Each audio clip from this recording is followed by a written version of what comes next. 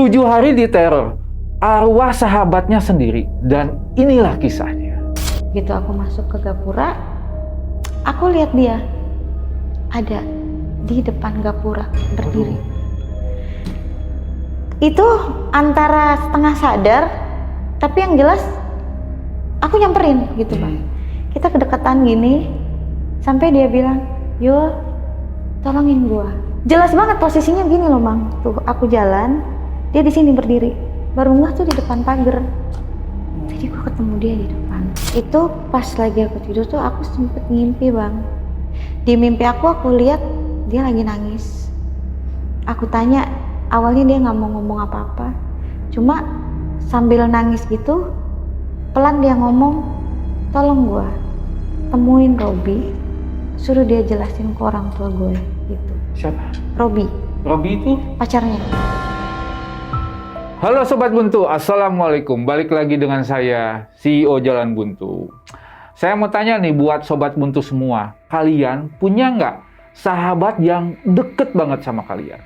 Soalnya di video kali ini kita sudah kedatangan seorang narasumber yang akan menceritakan tentang pengalaman mistisnya pada saat dia dihantui oleh sahabatnya sendiri. Dan langsung aja kita gas kenalan. Halo Mbak, kenalan dulu, namanya siapa? Yulia. Yulia. Iya. Orang mana nih? Bekasi.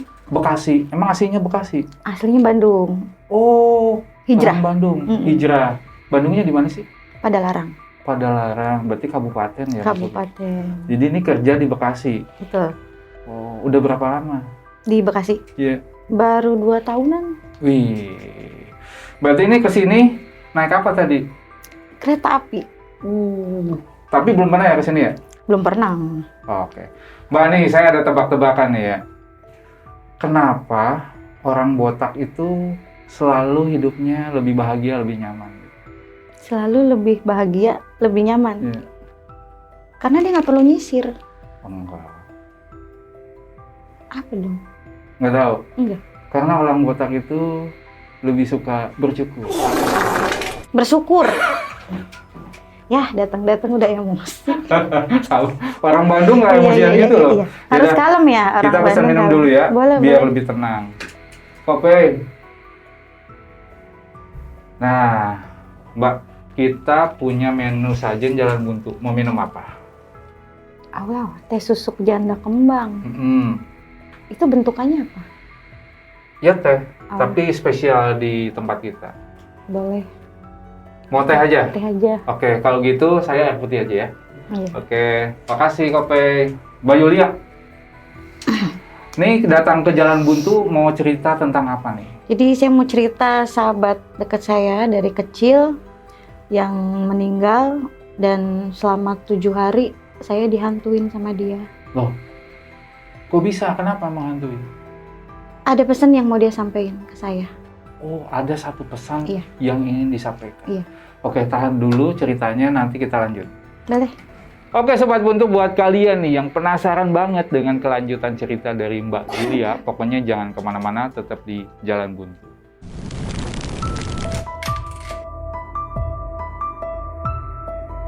Selamat datang di channel Jalan Buntu, yang akan menemani malam kalian.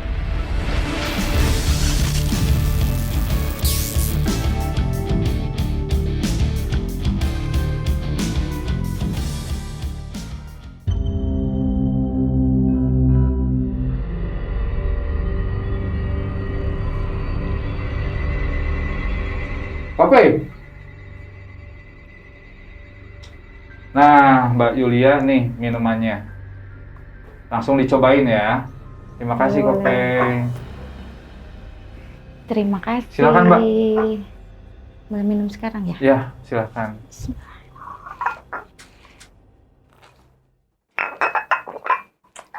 Alhamdulillah.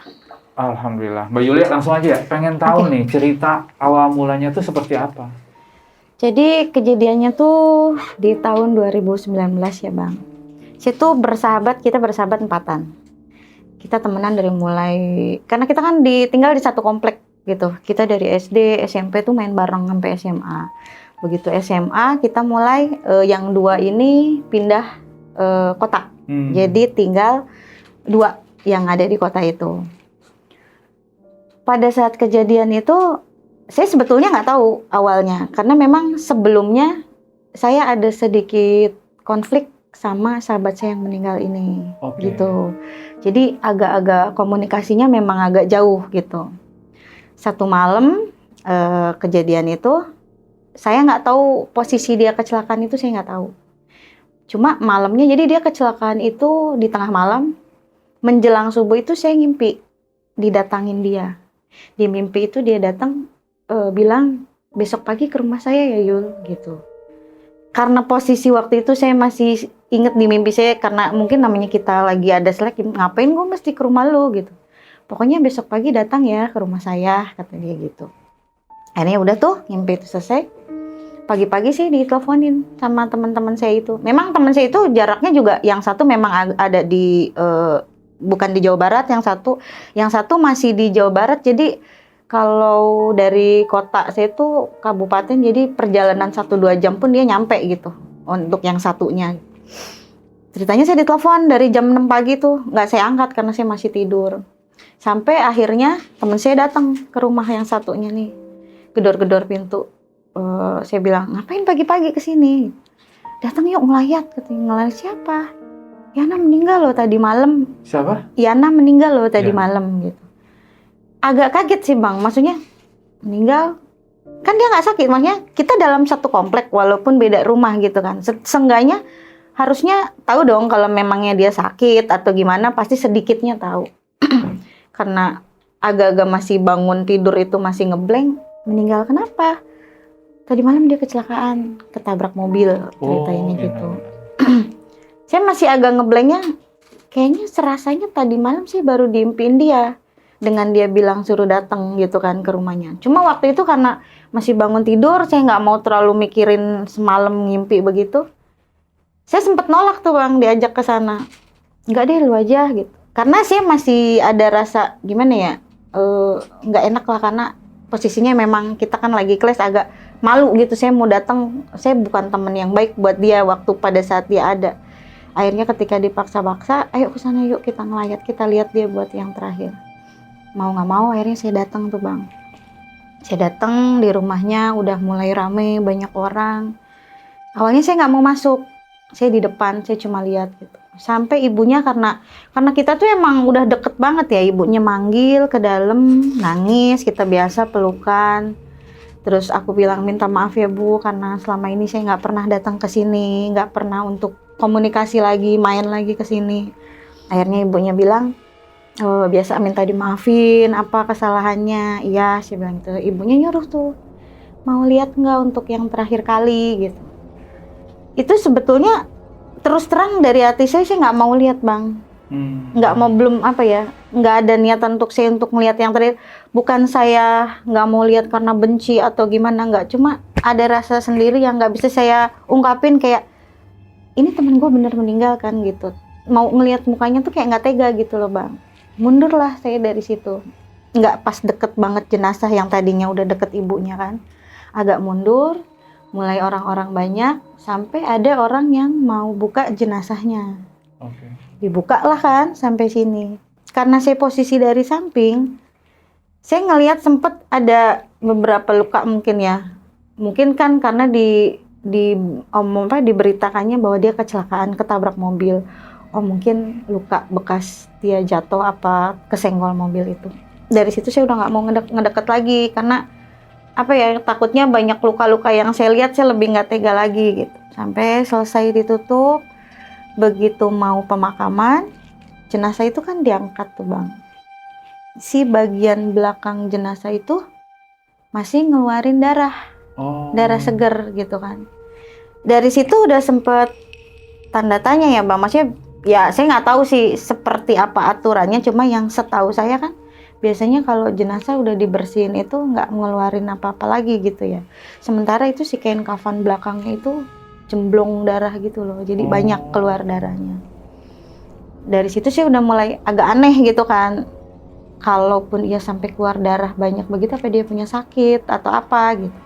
Cuma kita nggak mau terlalu bahas. Di pemakaman, dikuburin, begitu jenazah udah selesai dikubur, kan namanya di kuburan itu kayak banyak pohon-pohon gede gitu ya bang. Sempet sih ngelihat, kan posisinya hujan agak rintik gitu. Aku sempet kayak ngelihat ada sekelebatan di deket pohon beringin itu, tapi agak jauh gitu.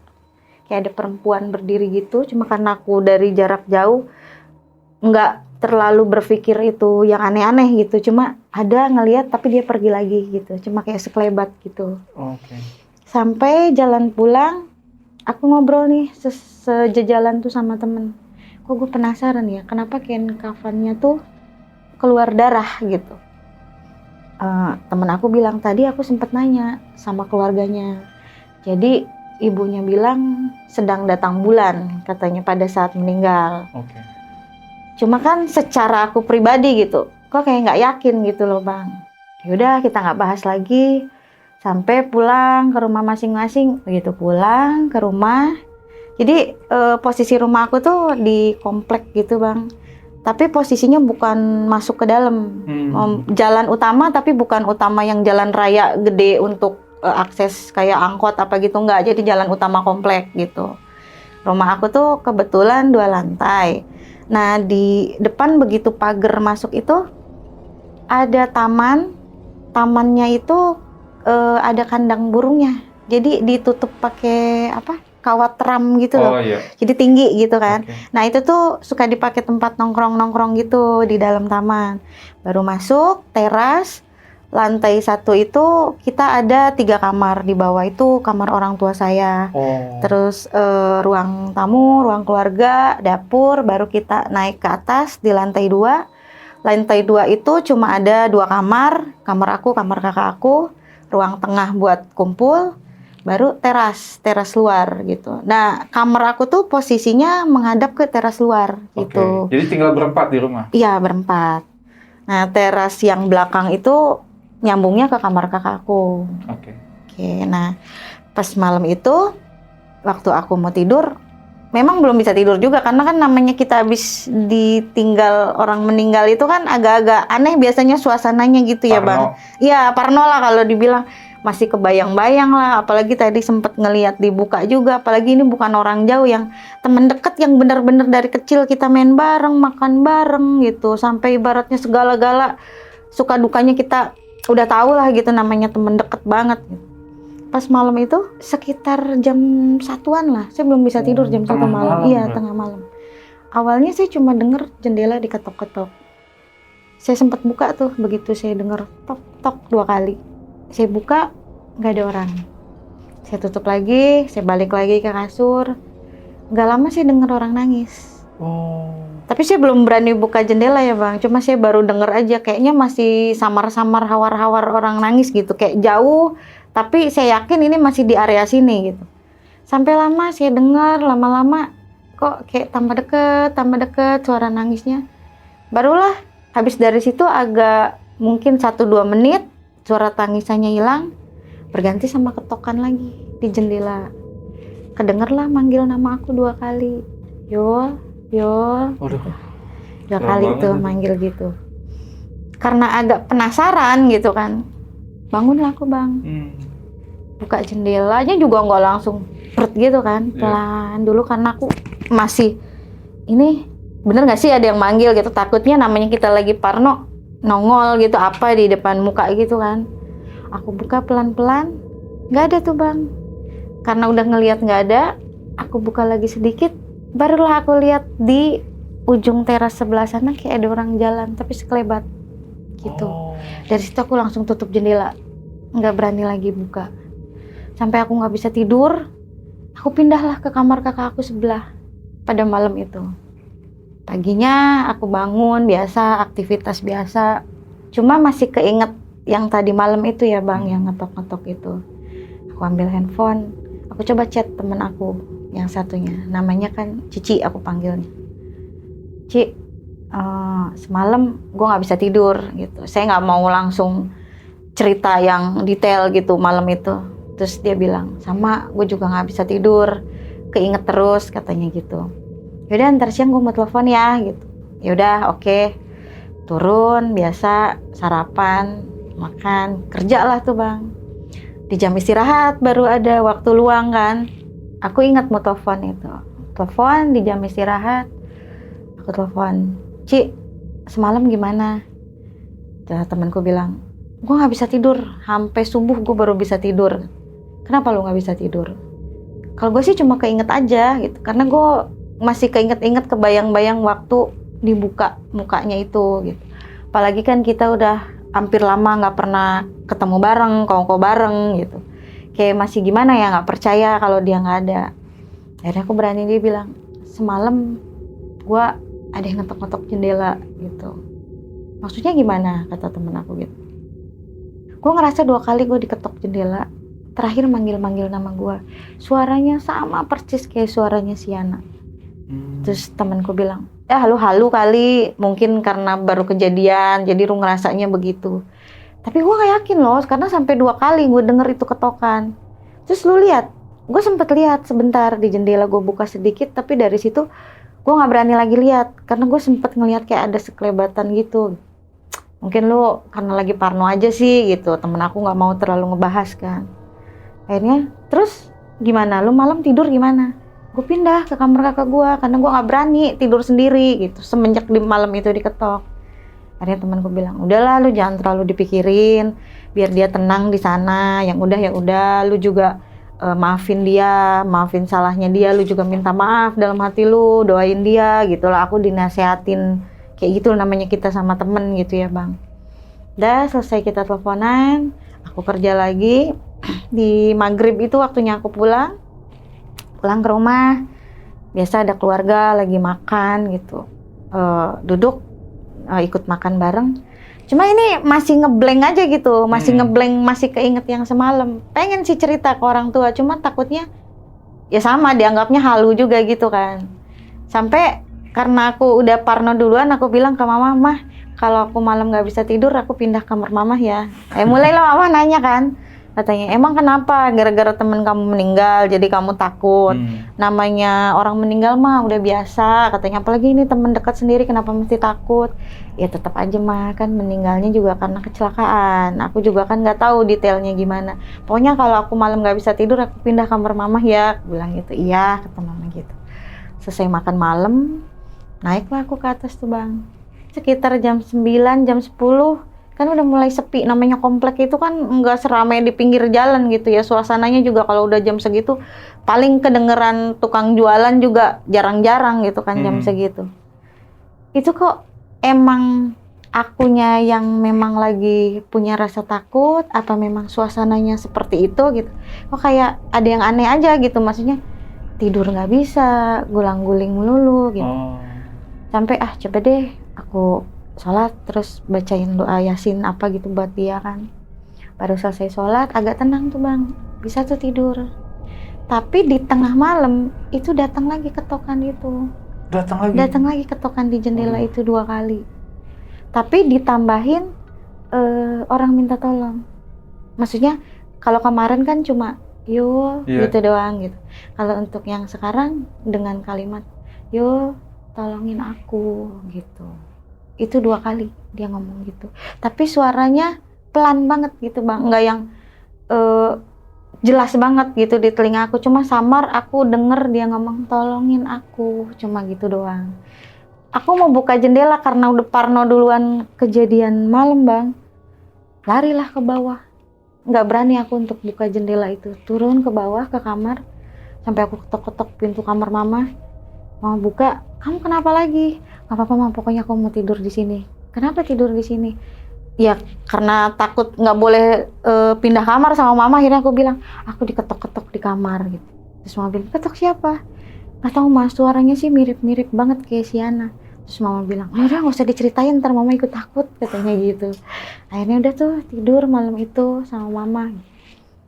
Selama itu malam itu benar-benar apa ya, nggak bisa tidur banget bang, gelisah banget aku, sampai paginya kurang tidur gitu kan karena kepikiran itu.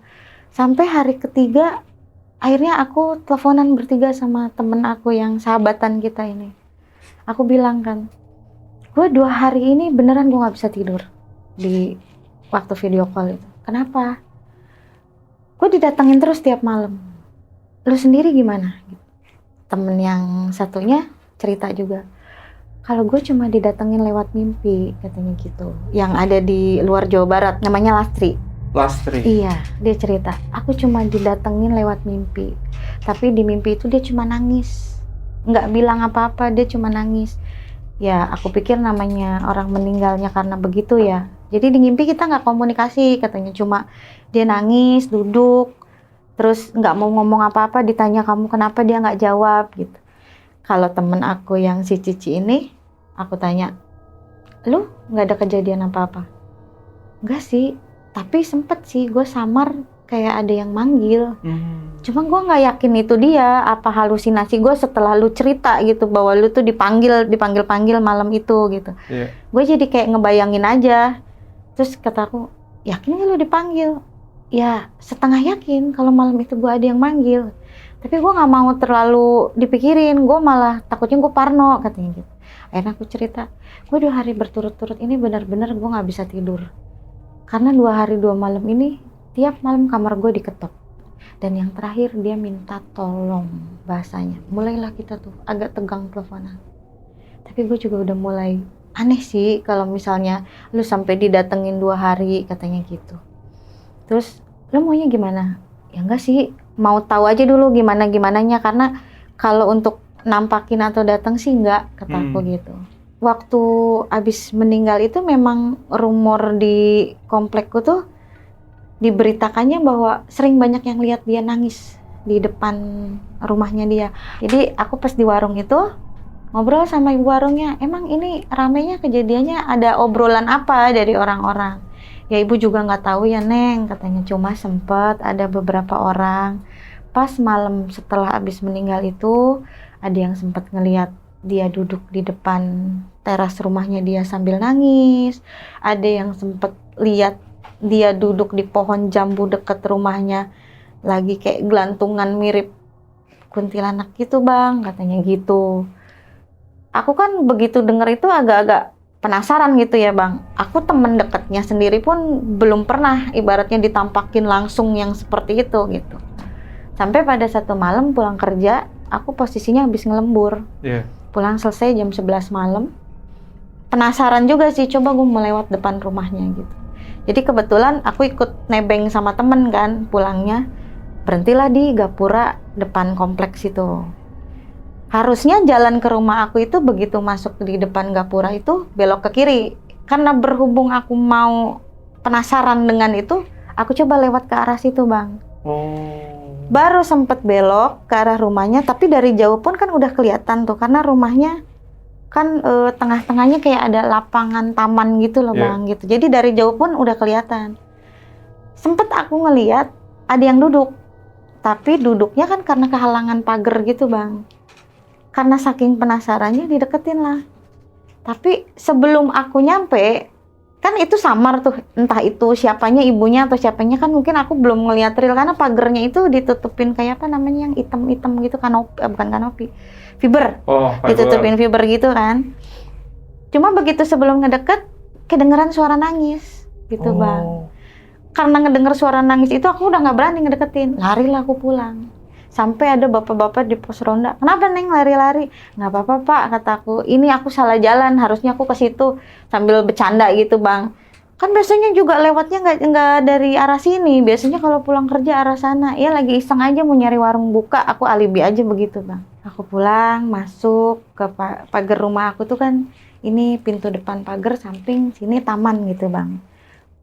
Jadi kayak ngelihat taman itu tuh kayak flashback lagi, ingat kita biasa nongkrong bareng di situ, bercanda bareng di situ. Dia tuh paling seneng ngasih makan ikan yang di situ. Dia orang yang paling pertama kalau kita nongkrong di situ langsung ngambil makanan ikan, langsung nyebarin ke situ. Agak sempet, keinget ya gitu di situ. Tapi ya udahlah, aku masuk dalam, biasa aktivitas biasa di kamar mandi apa. Nggak tahu kenapa malam itu tuh kayaknya gerah banget suasananya. Sekitar jam udah tengah malam sih bang, jam 12, jam 1-an gitu ya. Karena kan aku pulang kerja aja jam 11 malam. Kayaknya pengen nongkrong deh, ngopi apa, ngeteh di depan gitu.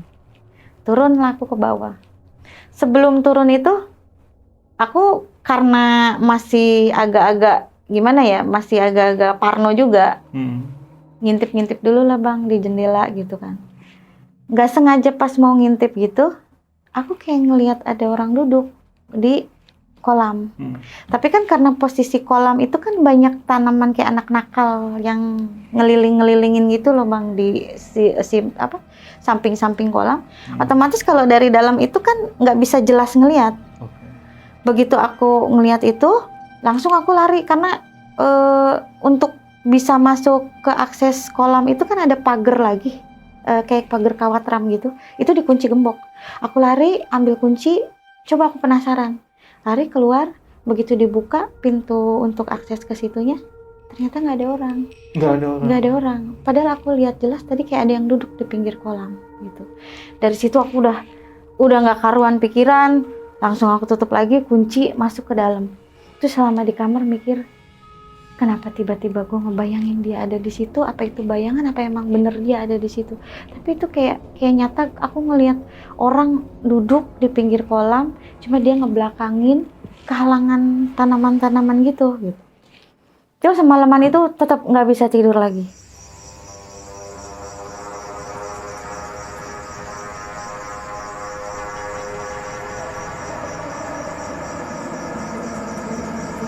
Sampai baru bisa agak lelap itu di jam 3-an menjelang subuh. Tapi nggak lama ada suara ketukan lagi Bang. Jendela lagi. Kebangun lagi. Kebangun, ketukannya 2 kali, suaranya masih sama. Tolongin gue Yul gitu.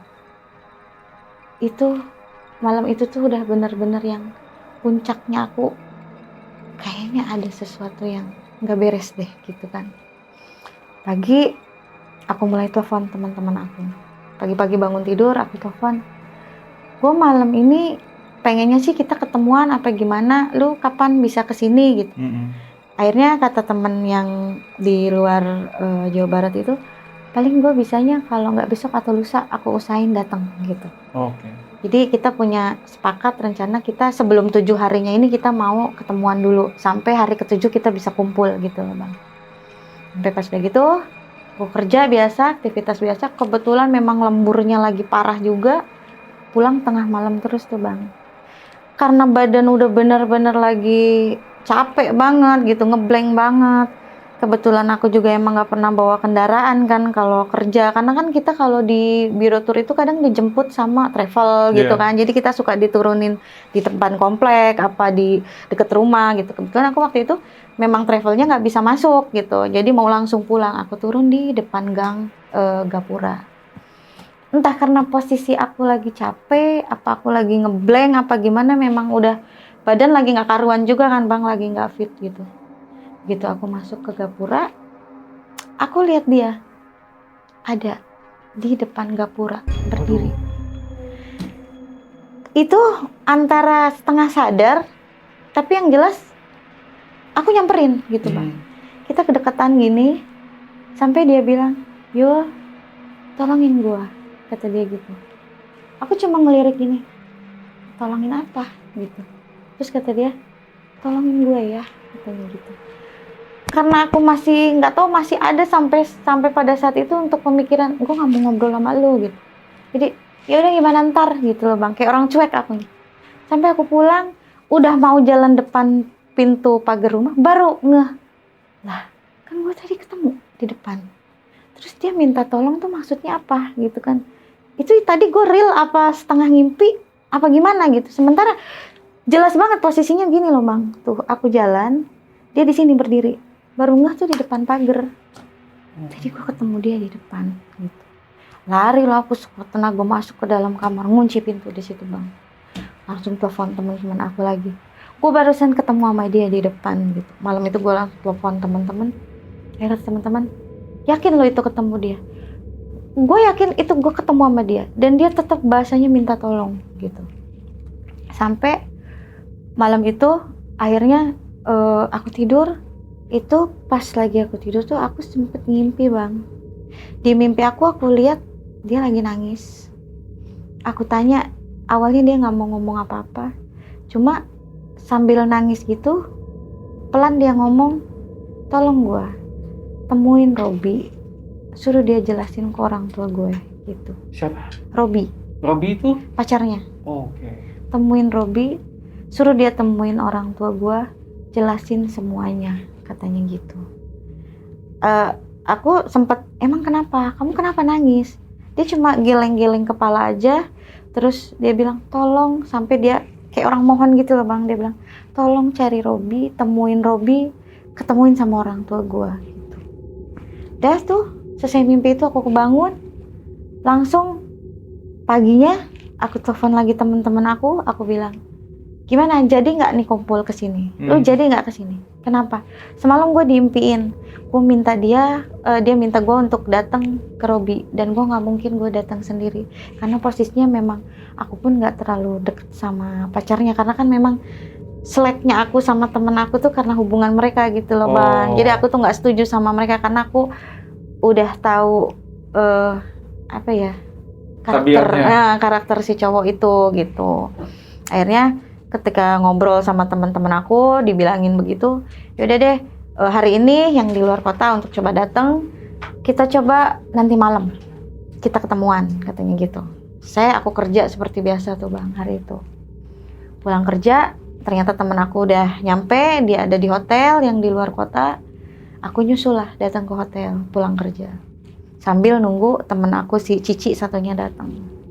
Aku ceritain semua kejadian aku beruntun itu tuh selama 4 hari berturut-turut. Akhirnya temen aku yang itu bilang, kita mesti temuin Robi, tapi sebelumnya kan kebetulan orang tuanya si temen aku si Lasri ini agak bisa gitu loh bang, maksudnya paranormal lah bahasanya gitu. Kebetulan kan dia datang juga dengan bapaknya gitu kan ke sini, diantar ke sini gitu, karena kan dia pakai mobil pribadi juga, yang nyetir bapaknya katanya. Kan aku datang sama bapak aku nih, katanya kita coba ke sana yuk gitu, temuin gitu kan. Ibaratnya kalau orang pinter tuh sedikitnya kan mungkin bisa tahu ya bang, nih orang lagi nyembunyiin sesuatu apa enggak, mungkin gitu, untuk ngedeteknya apa gimana lah, saya kurang ngerti gitu. Sampai akhirnya teman aku si Cici datang, kita ngobrol-ngobrol. Lu yakin dia nyebut Robi? Gue yakin, karena dia bilang temuin Robi untuk jelasin semua ke orang tuanya gitu. Malam itu akhirnya kita ngobrol juga tuh sama bapaknya temen aku kan. Aku bilang, gimana pak, kita ke sana, saya minta tolong bapak ikut, ayo temenin sebagai orang tua gitu kan. Takutnya kita kan ibaratnya perempuan kan emosinya, apalagi temen sendiri, takutnya memang ada hal-hal yang gimana gitu ya bang, takutnya ada salah satu yang kita emosi, jadi akhirnya kita bawa orang tua, tujuannya gitu alasannya. Datanglah kita akhirnya malam itu ke rumah si Robi, kebetulan memang ada dianya di rumah, sama orang tuanya ada. Begitu duduk, dipersilakan masuk. Aku emang dasarnya aku nggak suka sama si Robi ini, jadi aku nggak mau banyak ngomong gitu. Temen aku lah si Cici yang buka, karena dia lebih bijak di antara semua. Dia bilang, Rob, sorry sebelumnya kita kesini, kita lancang. Kita juga nggak akan datang ke sini kalau kita nggak punya pertanyaan, atau kita nggak punya ngeganjel lah gitu yang harus kita tanyain ke kamu. Itu dari kita ngobrol mukanya udah mulai agak berubah tuh bang, maksudnya kayak orang yang agak panik lah atau gimana. Memangnya kenapa, katanya gitu. Ini Yuli ini didatengin terus selama berhari-hari sama Siana, dengan bahasanya minta tolong, tapi kita nggak tahu apa yang harus kita tolong gitu. Sampai tadi malam dia dimimpiin untuk ngedatengin kamu. Bisa nggak kamu jujur gitu, sebetulnya ada apa ada yang disembunyiin gitu. Tapi dia kekeh dengan jawabannya, gue nggak ada yang gue sembunyiin, karena posisinya malam itu emang kita lagi berantem. Lagi berantem di satu kafe, terus Siana ini lari sambil nangis ninggalin dia di kafe. Begitu mau nyebrang, ketabraklah sama mobil, mental lah dia, katanya hampir sekitar 2 meter apa 3 meter, ada batu besar. Tragis banget. Kena lah kepala dia, kena batu bagian sininya apa mana, saya kurang paham cerita dia, versi dia begitu. Nah sekarang kata aku, kalau cuma versinya seperti itu, kenapa dia harus minta tolong ke aku, kata aku gitu. Sekarang gini aja deh, aku tuh temenan sama dia nggak sebentar.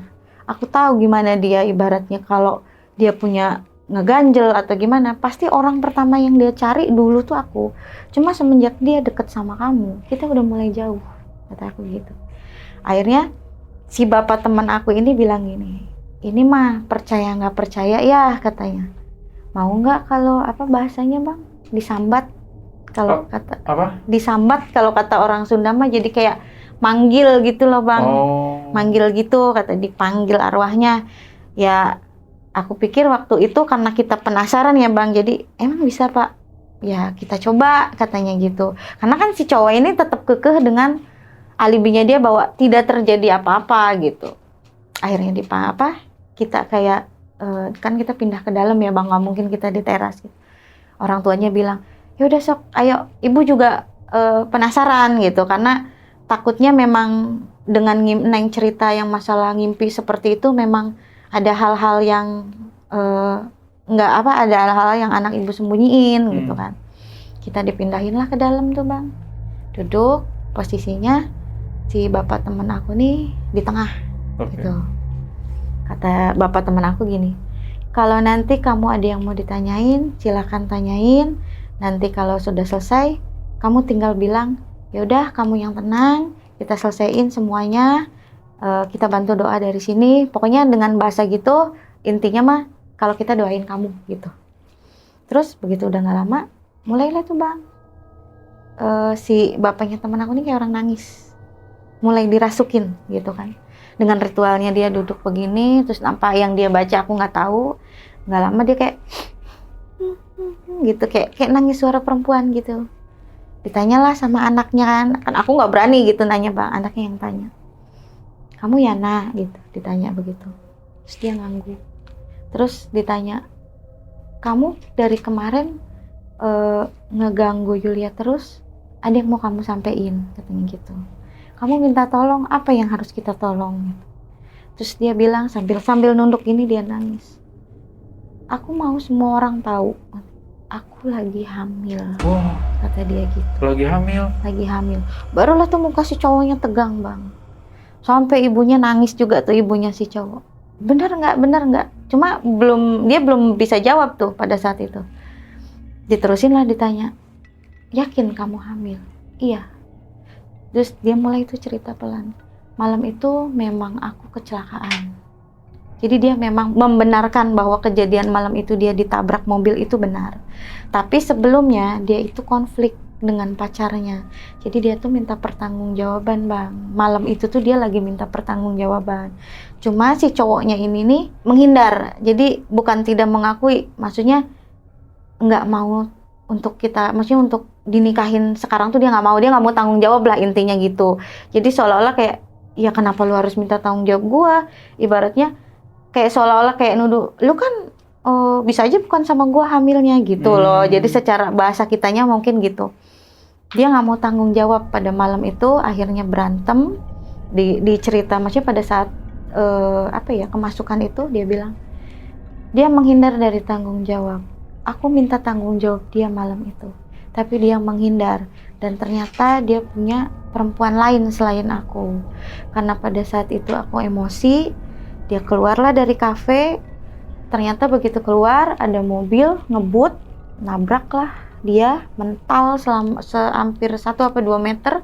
Deket jauh nggak jauh dari situ ada batu gede. Jadi kepalanya dia samping kanan itu kepentok.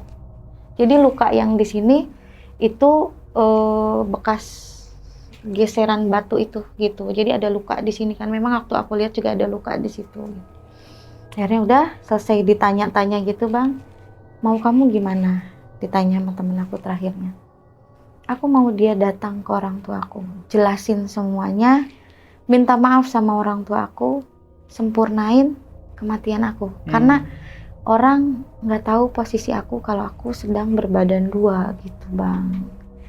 Sudah selesai pertanyaan begitu, ditutuplah sama teman aku, ya sudah kamu yang tenang, kita doain kamu di sana, kita selesaiin masalah kamu di sini.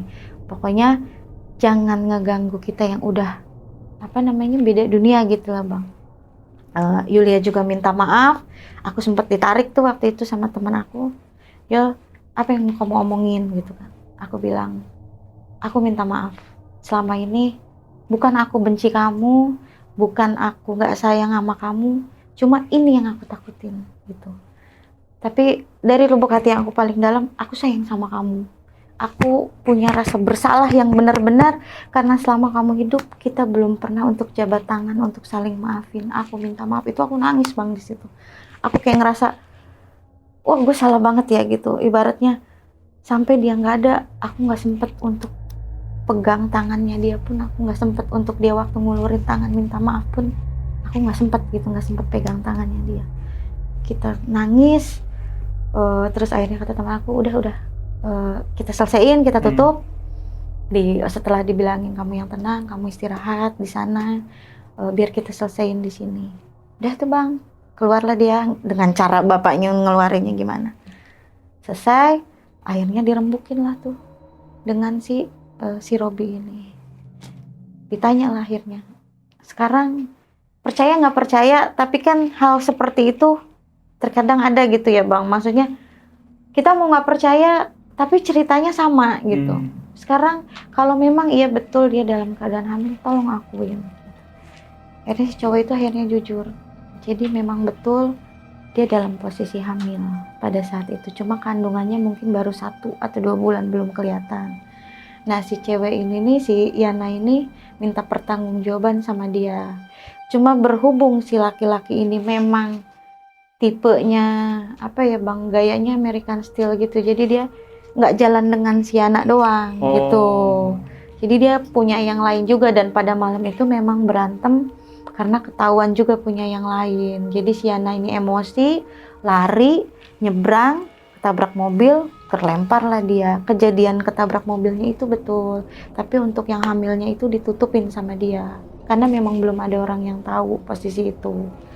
Akhirnya setelah kita rembukan sama orang tuanya bilang, kamu mesti ngomong sama orang tuanya. Karena biar gimana pun, dia dikuburin dalam posisi sedang berbadan 2 gitu loh Bang. Ibaratnya, kalau orang mah nggak sempurna kan, ibaratnya meninggalnya udah dalam keadaan kecelakaan, terus dia dalam posisi berbadan 2, keluarganya nggak tahu gitu.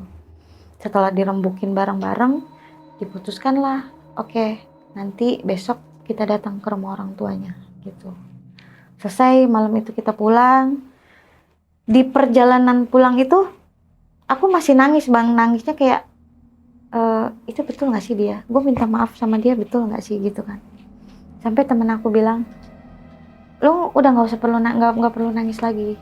Ibaratnya lu udah minta maaf sama dia, walaupun itu ketemunya hanya berupa arwah gitu ya Bang. Yang aku sendiri nggak bisa bilang 100% itu dia gitu kan, tapi setidaknya lu udah plong, udah minta maaf sama dia juga.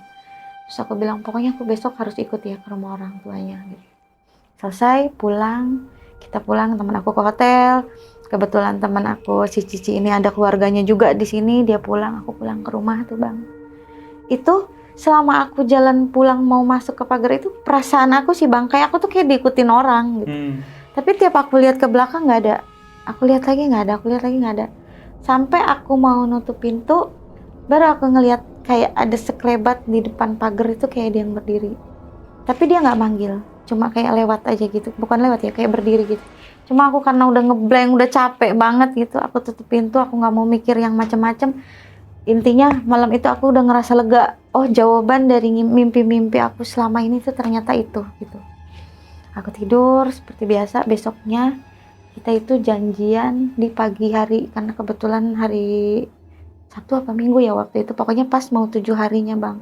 Jadi kita datang itu sebelum acara tahlilan 7 harinya. Kita udah datang duluan gitu sebelum orang-orang datang. Datang gak lama si cowoknya juga datang. Kompromi kita di luar dulu, belum masuk Bang, karena kita bingung untuk nyampein ke orang tuanya. Takutnya kan nggak percaya ya Bang, namanya orang tua gitu diceritain anaknya seperti itu. Kita masuk, Bu, sebelumnya kita pengen ngobrol dulu sebentar sebelum acara 7 harian ini. Ngobrol lah kita di ruang tamu Bang, ada bapaknya, ibunya gitu. Robinya nih ada di sini. Yang buka teman aku kan, buka pembicaraan. Jadi selama ini Yuliani didatengin terus sama Yana. Selama sebelum 7 hari ini pokoknya berturut-turut didatangin. Ibunya bilang, Neng yakin itu Yana? Saya bilang, saya mau bilang gak yakin tapi itu nyata. Sampai saya pernah ketemu langsung Tapi walaupun sebentar ya Bu, tapi saya yakin itu dia. Dia selalu minta tolong sama saya. Sampai akhirnya malam kemarin, di mimpi saya itu dia minta saya ketemu untuk nemuin Robi. Ternyata ada hal yang memang ibu harus ketahuin, kata saya bilang gitu. Akhirnya, Rob, lu deh jelasin ke ibunya. Terus ibunya bilang, ada apa sih gitu kan. Ceritainlah sama si Robi sambil nangis-nangis tuh Bang, dia minta maaf. Sebelumnya saya minta maaf Bu, katanya. Memang kan waktu pada saat itu yang ngerumor kain kafannya banyak darah itu kan alasan ibunya karena posisi datang bulan gitu kan.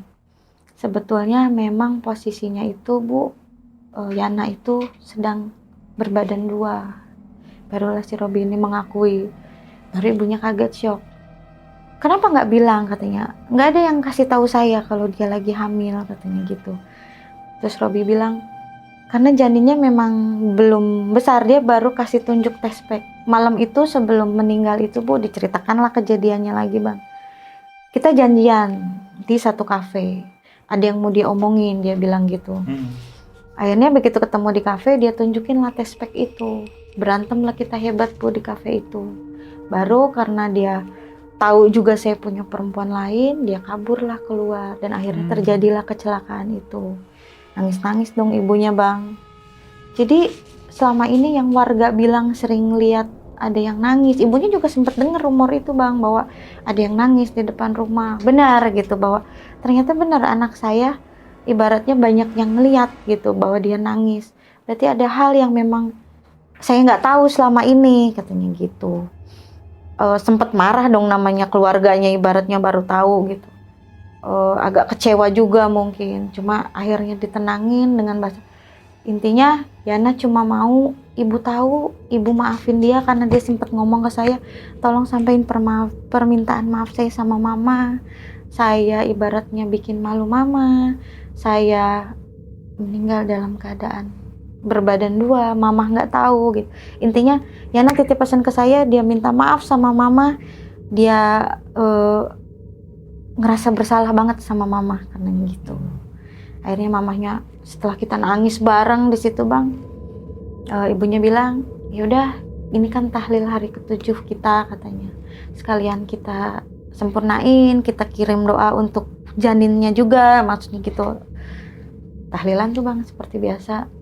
Itu biasa kan kalau orang tahlil pakai air buat nanti nyiram gitu kan di kuburannya. Disediakanlah, menurut prosesi mereka tuh harus 2 karena itu 2 janin gitu, dua jenazah ada di dalamnya gitu. Jadi dia minta 2 baskom gitulah, nggak ngerti aku bahasanya apa. Mungkin bisik-bisik ke ustadznya apa gimana, intinya minta doanya untuk arwah janinnya juga gitu. Setelah tahlilan selesai, kita tahlilannya memang sore gitu kan Bang, jam habis asar. Selesai dari situ, kita bareng-bareng lah ke kuburan. Di kuburan, ibunya nangis sambil nyiramin air itu. Terus ibunya bilang, mama maafin kamu gitu. Kamu yang tenang di sana, jangan sampai ganggu lagi teman-teman kamu, katanya gitu. Intinya, mamahnya, aku dan semuanya itu kita nangis bareng, kita minta maaf, kita saling doain di situ. Terutama pacarnya juga di situ, dia minta maaf juga.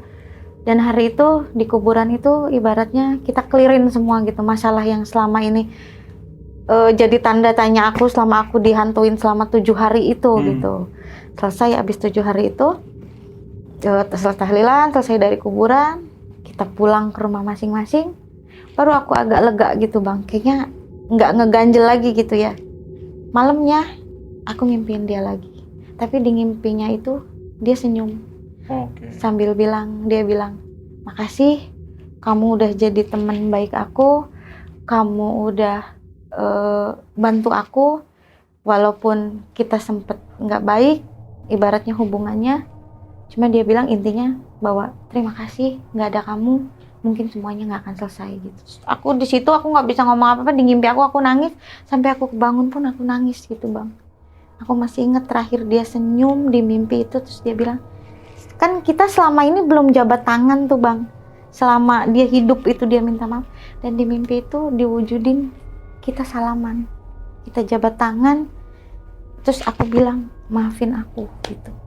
Dia senyum, terus setelah itu udah kita lepas tangan, aku bangun. Dan dari situ hari-hari aku tenang. Nggak pernah lagi ada ketokan pintu, nggak pernah lagi ada yang manggil-manggil aku gitu. Clear semua di hari ke-7 itu. Gitu. Oke. Silakan minum dulu Mbak.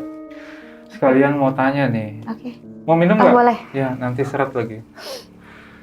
Kan beberapa kali nih ketemu sosoknya, ya kan?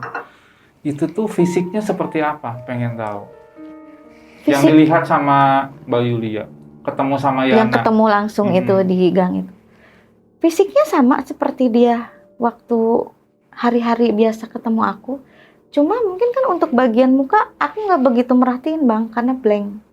Posisinya dia juga cuma yang kelihatan kayak roman-roman sedih gitu, tapi aku nggak bisa lihat fokus mukanya karena kan aku juga posisinya cuma ngelirik gitu terus buang muka gitu. Tapi untuk badannya wujudnya semua kayak dia.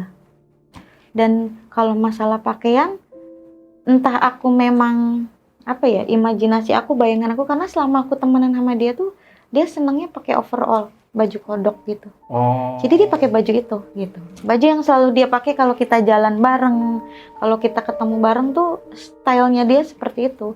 Cuma kalau untuk mukanya aku nggak lihat jelas. Karena gini kan, dia gini, aku miring gitu. Aku cuma gitu doang. Itu pun jarak masih berjarak, aku di sini dia di sana gitu. Jadi untuk muka aku nggak lihat jelas. Tapi kalau dari badan sama seperti aku biasa ketemu dia, cuma yang aku inget dia pakai baju overall itu yang biasa dia pakai. Oke. Gitu. Nah, yang Mbak Yulia tahu, Robby ini tuh kenalnya di mana dan sudah berapa lama nih hubungannya? Kalau kenal tuh emang kita udah kenal lama sama dia. Jadi awalnya temen nongkrong aja sih Bang. Jadi dikenalin gitu. Cuma kan namanya kita satu tongkrongan itu, seenggaknya dari mulut ke mulut udah saling info dong. Wah si Ono bajingan no, si Ono begini gitu kan. Dan kebetulan salah satu mantannya dia itu temen aku juga gitu loh Bang. Jadi makanya begitu aku tahu dia deket sama si Robby ini, itu awalnya aku clash sama dia. Aku bilang, gue gak suka lu deket dia. Cuma pemikiran dia bahwa lu cemburu gue deket sama dia gitu. Gue bukan masalah itu, tapi apa ya, di belakang itu rumor tentang dia tuh gak baik. Dan aku tuh belum berani untuk cerita masalah sama temen aku begini, sama cewek-cewek lain seperti ini. Cuma aku bilang, gue gak setuju lu deket sama dia. Gue temen lu dari kecil. Gue gak mau lu ada apa-apa, gue gak mau lu dimainin, gue gak mau lu sakit sama dia gitu. Tapi namanya orang lagi jatuh cinta kan Bang, bahasanya. Dia baik sama gue, itu mah cuma alibi lu aja karena lu gak suka gue deket sama dia apa gimana gitu. Akhirnya karena dari situ, aku bilang, serah lu deh. Lu maunya gitu, terserah lu. Tapi Inggris gue udah mau ngingetin, karena lu gak mau denger gue, apapun yang lu lakuin gue udah gak mau tahu lagi gitu. Jadi dari situ renggang lah kita untuk komunikasi jarang, ketemu jarang. Dan setiap memang akunya juga, setiap aku ketemu dia, misalnya aku lagi berangkat kerja terus nggak sengaja ngelihat dia lagi jalan, apalagi di depan gitu, nggak sengaja papasan dia sama cowoknya, aku benar-benar yang nggak pengen ngelirik banget Bang, karena aku tuh udah benci banget gitu. Jadi pengaruh dia tuh bawa pengaruh buruk buat temen aku yang dia tadinya nggak pernah keluar malam jadi keluar malam. Dia yang sehari-harinya nggak pernah nginep-nginep di rumah orang, berani nginep dibawa sama cowok itu kan. Sempet kan sebelum kita berantem itu ibunya kan selalu telepon, Yana sama kamu nggak, kok nggak pulang, tidur di situ nggak gitu loh. Jadi suka banyak keluar dari rumahnya, frekuensinya udah kayak yang nggak inilah Bang, kayak nginep-nginep dibawa-bawa sama cowoknya gitu. Jadi kan aku udah ilfil duluan lah sama dia gitu. Pokoknya tiap aku ketemu sama dia tuh bawaannya emosi aja. Jadi tiap ngelihat dia ya udah nggak pengen nanya aja jadinya. Oke. Tapi si Yananya sih baik ke aku sih gitu. Nah, Robby ini seberapa dekat sama orang tuanya Yana? Dan kayak gimana sih penilaiannya orang tuanya Yana ini ke Robby itu? Setaunya Mbak Yulia. Kalau yang aku tahu sih hanya pacaran-pacaran biasa gitu sih Bang. Maksudnya yang orang tuanya tahu memang lagi deket, suka datang ke rumah, pergi bareng. Tapi orang tuanya ini nggak tahu kalau mereka tuh kayak pergi bareng, nginep bareng apa gitu tuh nggak tahu. Jadi kalaupun dia nggak pulang, itu dia kalau nggak bahasanya ada kerjaan atau ada eh, acara sama temen keluar kota, jadi nggak bilang kalau sama si Robi ini gitu. Dan orang tuanya selama ini kalau Robi datang ya baik-baik aja, karena memang kalau datang pun dalam sopan lah gitu, nggak ada yang dia gelagat-gelagat. Gimana sih namanya buaya bang? Kalau namanya Saya nggak tahu, saya bukan buaya soalnya. maksudnya kalau buaya tuh kan di depannya baik banget gitu loh, apalagi untuk ngambil hati orang tua tuh baik banget gitu. Sementara aku yang udah tahu di belakangnya dia kayak gimana gitu, jadi males aja untuk lebih tahu soal dia gitu. Oke. Pada saat kecelakaan nih, yang Mbak Yulia tahu, kan biasanya dibawa dulu ke rumah sakit kan? Di situ nggak ketahuan ya, lagi hamil atau enggaknya almarhum ini? Enggak, karena setahu aku ya, yang aku dengar ceritanya, di rumah sakit pun nggak lama. Jadi begitu habis dibawa, keluarganya datang, nggak lama polisi datang, karena kan itu kecelakaan ya. Yeah. Polisi udah datang, terus kan ternyata kan yang nabraknya itu kabur, terus keluarganya minta ini untuk dibawa pulang secepatnya. Udah sih gitu doang. Jadi nggak sempet ada berita dia hamil atau gimana. Entah mungkin karena waktu kecelakaan itu kan yang bawa si Robinya itulah sama teman-temannya. Entah mungkin udah diomongin ke si Robi bahwa ini betul dalam keadaan hamil, sama dokter kan orang tuanya belum datang bang waktu itu. Jadi orang tuanya datang itu pas ngambil jenazahnya aja. Oke. Jadi nggak tahu pas waktu kejadian awal sih gitu. Berarti pada saat di rumah sakit Robi itu ketemu sama orang tuanya juga? Ketemu, karena pas waktu ngambil pada jenazahnya saat pemakaman ada nggak Robinya? Ada. Terus Mbak Yulia kayak gimana tuh? Sempat ngobrol atau Enggak. gimana? Kan aku benci sama dia. Jadi aku nggak tegur sapa sama dia. Kita berlawanan arah, dia di seberang sana, aku sebelah sini. Sama sekali aku nggak mau ngobrol sama dia. Karena aku udah ngerasanya, apalagi sempat dengar kan malam itu terakhir sama dia gitu. Jadi tambah benci banget gitu loh bang. Ibaratnya dengan mereka punya hubungan aja, aku udah nggak suka gitu. Apalagi ditambah kejadian malam itu terakhir dengan dia, dan apalagi sampai tahu bahwa ributnya tuh gara-gara masalah itu gitu. Jadi udah nggak mau deket sama dia. Mbak Yulia, tapi sempet nggak nanya sama Robi atau Robi istilahnya cerita setelah meninggal itu diganggu nggak? Kan tadi ceritanya cuma gangguan dari Mbak Yulia doang. Ini teman-temannya gimana? Terus Robinya gimana? Kalau teman-teman deket aku itu yang kita sahabatan itu ya itu doang. Cuma yang tadi diceritain? Iya, yang tadi diceritain. Kalau Robi itu pas pada malam itu kita mediasi itu, setelah selesai dirembukin, dia juga sempat cerita. Dia cerita sempat dia didatangin lewat mimpi, ya. Terus sempat didatangin secara, ya aku nggak tahu itu arwahnya apa gimana, yang dia ceritain.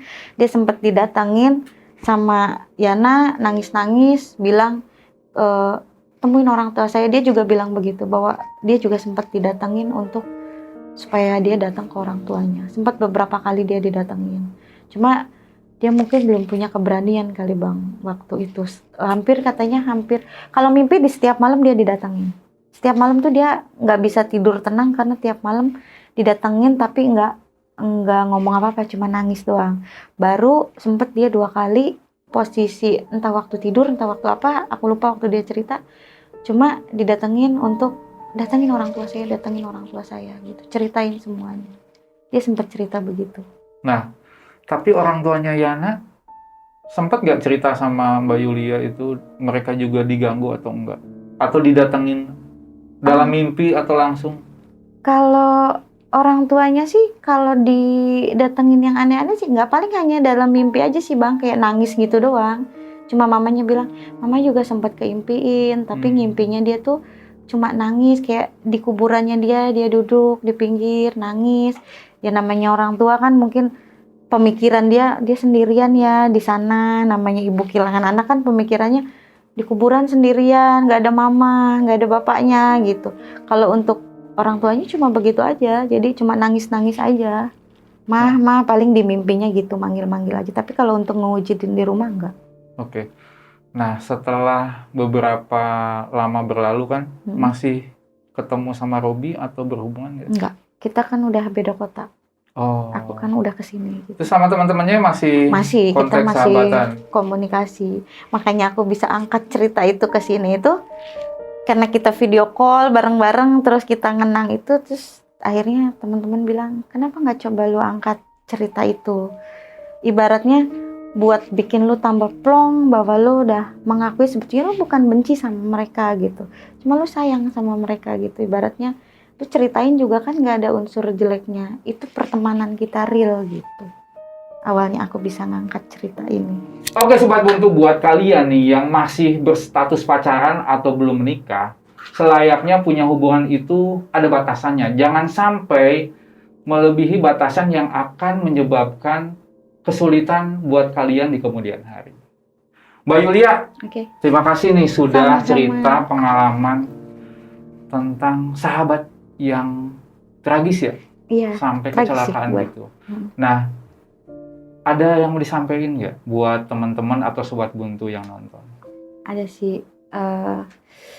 Jadi pesan aku, semarah-marahnya kita sama orang, sekesel-keselnya kita sama orang, belajarlah untuk coba maafin. Gitu. Karena kita nggak tahu umur manusia itu sampai kapan. Jangan sampai kayak aku yang nyesel sampai dia nggak ada di dunia pun aku belum sempat untuk saling maafin. Gitu. Dan ini posisinya sahabatnya ini, Yana ini hamil di luar nikah kan? Betul. Oke. Oh iya, tadi ngomongin buaya. Kok bisa tahu kalau Robi itu buaya? Ciri-cirinya apa sih kalau buaya itu? Aduh, saya mesti buka nanti ketahuan semua. Apa emang korbannya buaya? Enggak, bukan korbannya buaya. Maksudnya gini, kalau kan circle pertemanan kita tuh kebetulan kan banyak gitu kan. Oke, paham. Jadi kalau misalkan kalian punya hubungan, sebaiknya dikenali juga lingkungannya. Jadi gitu. siapa tahu nih ada yang kalian tidak tahu. Gitu. Iya, Oke. gitu. Selidikin dulu lah gitu. Oke, terima kasih Pak Om Buaya. Iya, sama-sama Pak Buaya. Pokoknya- Pak Buaya.